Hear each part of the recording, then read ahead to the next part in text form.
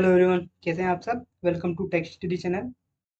अगर आप एक नया लैपटॉप लेने के बारे में सोच रहे हैं या एक नया लैपटॉप खरीदने के लिए परचेस करने के लिए दुकान पे जाते हैं, शोरूम पे जाते हैं और आप की पहले उससे बोलते हैं कि आपको एक 8 GB रैम का या 16 GB रैम का एक लैपटॉप दिखाए, तो आपने नोटिस किया होगा कि 8 GB रैम और या 16 GB रैम कोई भी अगर हम लैपटॉप लेते हैं तो उसमें हमको वैरायटी मिलती है DDR1, DDR2, DDR3, DDR4।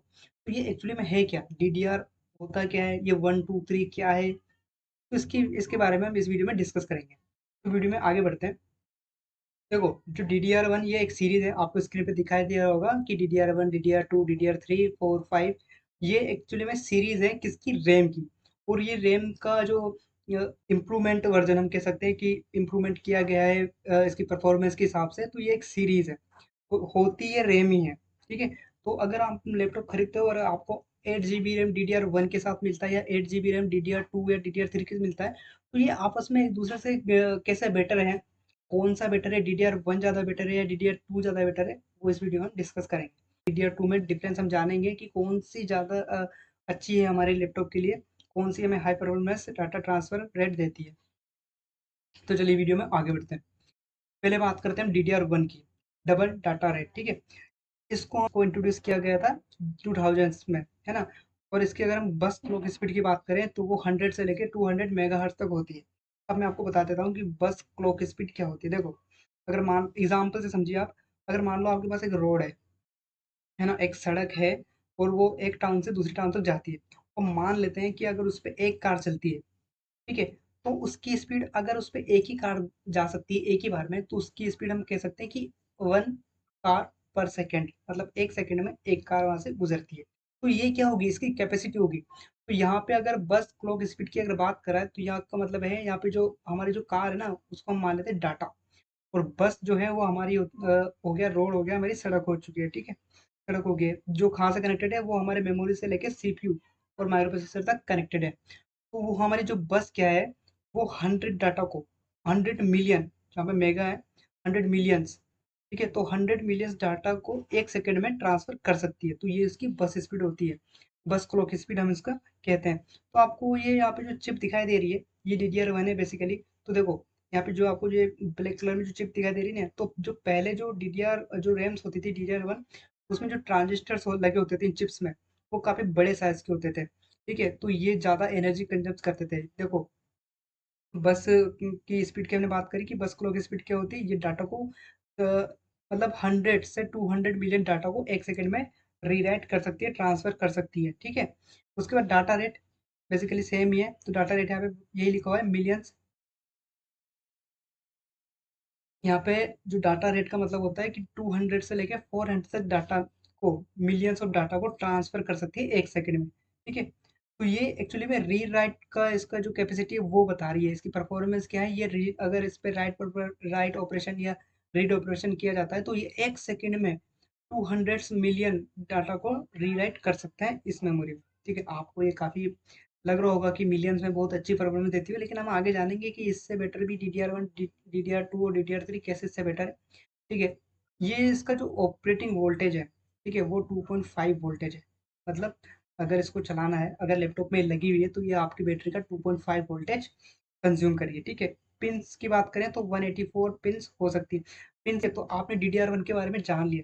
तो मैं इसमें एक चीज़ आपको बता देता हूँ कि DDR 2000s में यूज़ होती थी, मतलब 2000 से लेके जब इंट्रोड्यूस किया गया था, तो पुराने लैपटॉप्स में ही देखने को मिलेगी आपको, नए लैपटॉप्स में DDR1 देखने को नहीं मिलेगी। तो इसकी चिंता मत करो कि आप लैपटॉप लेने गए हो और वहाँ से आप DDR1 उठा के ले आओ, तो नहीं होगा ऐसा, क्योंकि ये पुराने लैपटॉप्स में यूज होती थी और जो कि अब बंद हो चुके हैं, इसको बनना भी बंद हो चुका है। ठीक है।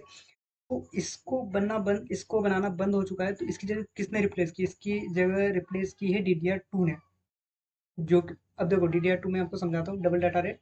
इसमें जो कोई चिप्स हैं, जो ब्लैक कलर की, देखो पिछले वाले में जो चिप थी वो उनकी साइज ज्यादा थी, इसका मतलब इसकी स्पीड कम थी। इसमें ट्रांजिस्टर जो लगे होते हैं वो बड़ी साइज में थे और एनर्जी भी ज्यादा कंज्यूम कर रही थी। ठीक है। इसको हटाया, DDR2 लेके आया। अब DDR2 में क्या हो गया, जो इसकी साइज है, जो ट्रांजिस्टर्स की साइज है, उनको छोटा कर दिया गया है। जो ये ब्लैक कलर की आपको चिप दिखाई दे रही है, बेसिकली स्टोर कर डाटा को स्टोर करने के लिए यूज होती है। तो इनकी साइज़ छोटी हुई है, जिससे इसकी स्पीड DDR1 के मुकाबले थोड़ी-सी बढ़ चुकी है। तो देखो यहाँ पे देखो 2003 में DDR2 आ चुकी थी। इसकी जो बस की जो क्लॉक स्पीड है वो अब 2533 मिलियंस हर्ट्ज़ हो चुकी है। मतलब इसकी स्पीड DDR1 के मुकाबले अच्छी है, ठीक है? इसकी डाटा रेट की बात करें तो वो भी 400 से लेके 1066 मिलियंस ट्रांसफर पर सेकंड हो चुका है। इसकी ऑपरेटिंग वोल्टेज की अगर हम बात करें तो 1.8 वोल्टेज। इसका मतलब कंपैरिजन, देखो कंपैरिजन तो बेटर हो ही है क्योंकि स्पीड बढ़ चुकी है, ठीक है? वोल्टेज है तो कम हो चुका है। अब 1.8 वोल्टेज में ये ऑपरेटिंग हो सकती है, इसका मतलब हमारी जो बैटरी है उसको भी कंज्यूम कम ही करेगी, ठीक है? पिन्स थोड़ी-सी बढ़ गई हैं, पिन्स बढ़ गई हैं, परफॉर्मेंस बढ़ गई है, ट्रांजिस्टर की संख्या बढ़ चुकी है क्योंकि वो छोटे-छोटे हो चुके हैं अब। तो अगर छोटे ट्रांजिस्टर लगे हुए हैं तो ज़ाहिर-सी बात है कि इसमें ट्रांजिस्टर्स की जो संख्या है, जो नंबर्स हैं वो बढ़ चुके हैं, इम्प्लीमेंटेशन बढ़ चुका है ट्रांजिस्टर का, जिससे कि ये ज़्यादा ज़्यादा अ, डाटा को स्टोर कर सके और प्रोसेस कर सके और हमें high speed data rate provide कर सके। तो DDR2 DDR1 से बेटर है, ठीक है? यहाँ पे लिखा हुआ है जो इम्प्रूवमेंट्स किया है, जो DDR1 में जो इम्प्रूवमेंट्स किए गए हैं वो है faster data rates, reduced power consumption. Reduced power consumption मतलब पहले वो 2.5 वोल्टेज पे वर्क करती थी, लेकिन अब पर 2.8 वोल्टेज पर ये ऑपरेट हो जाती है, ठीक है? अब इसको भी इम्प्रूवमेंट किया गया, उसको इम्प्रूवमेंट किया गया है DDR3। देखो चिप्स की जो साइज़ है वो ग्रेजुअली मतलब छोटी होती जा रही है जैसे-जैसे इनको इम्प्रूवमेंट किया गया है। तो 4 साल जो 2003 से लेकर 2007 तक जो हमारी DDR2 चल रही थी, अब वो DDR3 आ चुकी है और उसको रिप्लेस कर चुकी है। अब आपको लैपटॉप्स में DDR2 देखने को नहीं मिलेगी क्योंकि DDR3 ने उसको रिप्लेस कर दिया है ना? तो अब DDR3 में भी जो इम्प्रूवमेंट्स किया गया है वही है। इसकी जो बस क्लॉक स्पीड थी वो 400 से लेकर 1066 मेगाहर्ट्ज़ तक बढ़ा दी गई है। डाटा रेट भी 400 से लेकर 2133 मिलियन से ट्रांसफर पर सेकंड कर दी गई है, ठीक है? वोल्टेज को भी 1.5 तक लेके आ चुके हैं। जो हमने DDR2 में जाना था कि ये 1.8 तक में वोल्टेज में ऑपरेट होती थी, अब वो 1.5 वोल्टेज में भी ऑपरेट हो सकती है, ठीक है? पिन्स 240 हैं। इम्प्रूवमेंट्स क्या किया गया है इसमें? इम्प्रूवमेंट्स हो गया, हाई डाटा रेट्स मिल रही है, लोअर पावर कंजम्पशन को देखने को मिल रहा है। अगेन इम्प्रूवमेंट किया गया और इम्प्रूवमेंट हो गया है DDR4 में, जो कि 2014 में अब DDR4 हमें देखने को मिलती है अभी के लैपटॉप्स में, ठीक है? अभी के लैपटॉप से मेरा मतलब है जो कि 2014 से जो मॉडल्स रिलीज हुए थे, है ना? अब कोई 3-4 साल में पुराना तो नहीं हुआ था ना, तो अभी भी आपको DDR4 देखने को मिल सकती है, ठीक है? इसकी स्पीड भी 800 से लेके 116,000 16,000 तक 1600 1600 तक इसकी जो स्पीड है बस की वो बढ़ गई है एज़ कम्पेयर टू DDR3, ठीक है? जो वोल्टेज है वो भी 1.2, ठीक है? जो कि DDR3 में 1.5 था, अब 1.2 वोल्टेज हो गया।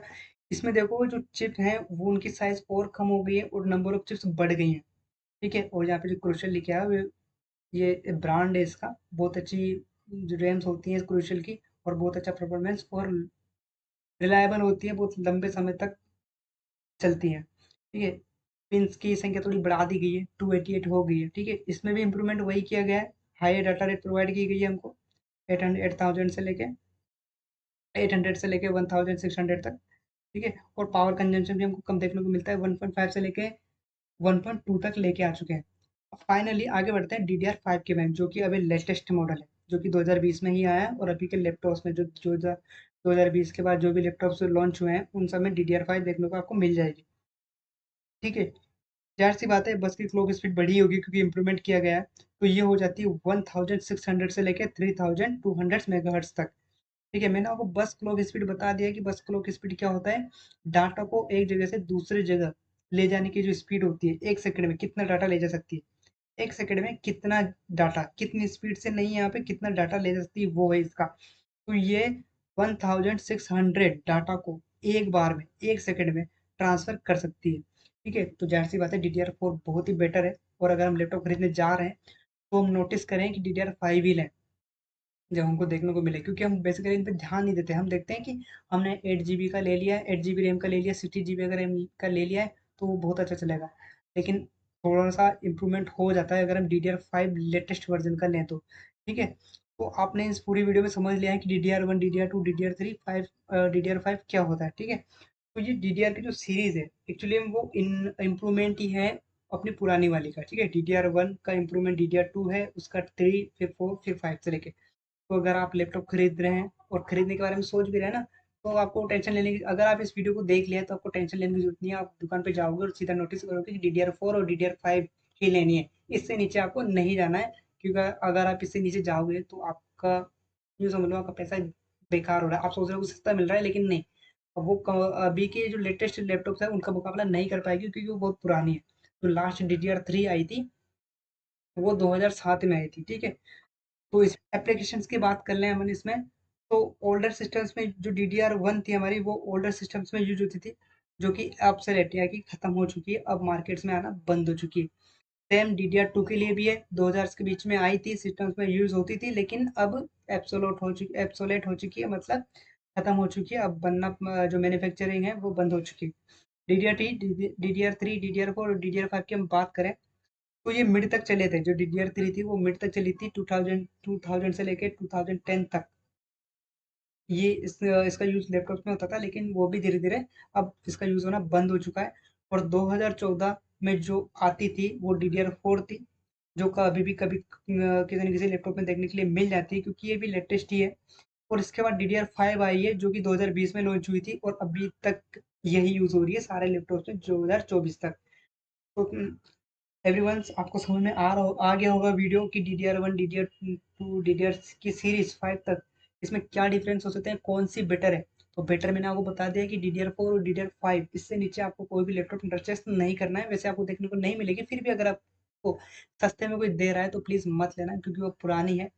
और आपको एक इंपॉर्टेंट बात बता देता हूँ कि अगर आपके पास पुराना लैपटॉप है, ठीक है, और आप सोच या नया लैपटॉप लेते हो और आप सोचते हो कि अभी DDR3 ले लेता हूँ, फिर बाद में मैं DDR4 इसमें डलवा लूंगा, तो ऐसा नहीं हो सकता। आपके पास ये देखो, जो जो रैम्स होती है ना, वो आपके सिस्टम के हिसाब से होती है। अगर आप ऐसा लैपटॉप लेके आए हो जिसके अंदर DDR3 लगी हुई है, तो आपको बाद में भी अगर वो खराब हो जाती है तो भी आपको DDR3 ही लगानी पड़ेगी। अगर आपके पास DDR3 की 8 GB की मेमोरी और आप उसको इंक्रीमेंट करना चाहते हो, बढ़वाना चाहते हो रैम को, तो भी आपको DDR3 ही मिलेगी, ठीक है। तो आप इसके बात का ध्यान रखना है कि आपको DDR4 ही लेनी है, ताकि आप अगर भविष्य में उसको इम्प्रूवमेंट कराओ तो DDR4 ही आप इम्प्रूवमेंट इंक्रीमेंट करवा सको, ठीक है। और DDR5 तो बहुत अच्छी बात है, क्योंकि वो तो लेटेस्ट है अभी। तो थैंक यू एवरीवन, इस वीडियो में बस इतना ही। आपके सारे डाउट्स DDR जो सीरीज है DDR1 2 3 रैम, इसके बारे में सारे डाउट्स क्लियर हो चुके हैं। अगर आपको वीडियो अच्छी लगी है तो प्लीज़ चैनल को सब्सक्राइब कर देना, लाइक कर देना, और कमेंट करके जाना कि नेक्स्ट वीडियो आपको किस टॉपिक पे चाहिए, ठीक है। तो thank you everyone, please like कर देना चैनल को और सब्सक्राइब कर देना।